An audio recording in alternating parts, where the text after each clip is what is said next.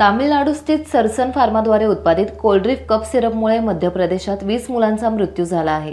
Company मालक रंगनाथनला अटक करण्यात आली आहे। हे सिरप भेसळयुक्त असल्याचं सिद्ध झालंय। पोलिसांनी कंपनीच्या कार्यालयावर छापा टाकलाय। सरकारने कठोर कारवाई आणि भरपाईचे आश्वासन दिले आहे।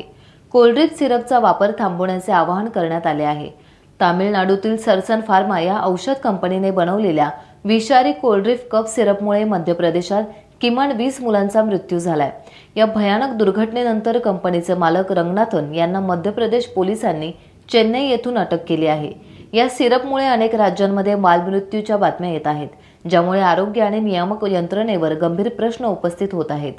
पोलिसांच्या म्हणण्यानुसार कोल्ड्रिफ्ट सिरपमध्ये भेसळ असल्याचं सिद्ध झालं आहे, जे मुलांसाठी घातक ठरते।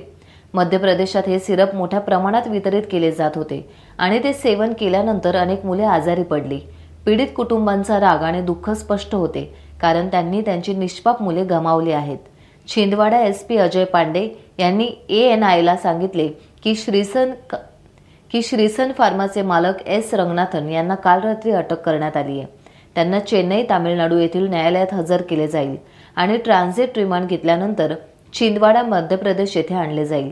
रंगनाथनच्या अटकेनंतर पोलीस आणि आरोग्य विभागाने सरसन फार्मा विरुद्ध तपास तीव्र केला आहे।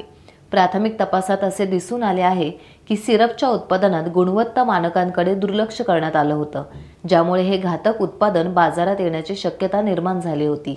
मध्य प्रदेश पोलिसांनी चेन्नई येथील कंपनीच्या कार्यालयावर छापा टाकला आणि असंख्य कागदपत्रे जप्त केली।